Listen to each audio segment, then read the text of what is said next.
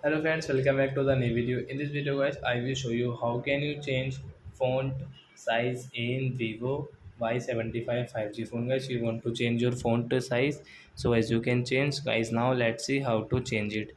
So first of all guys, open your phone setting to change your font size. Then guys scroll it and guys click on display and brightness setting to change your font size. Sorry friend, click on display and brightness. Guys click on font size, so as you can change your font size from here guys. So as we will set guys this largest and extra large guys, it's your choice. Come back, so as you can see guys, font size has changed in our Vivo phone guys.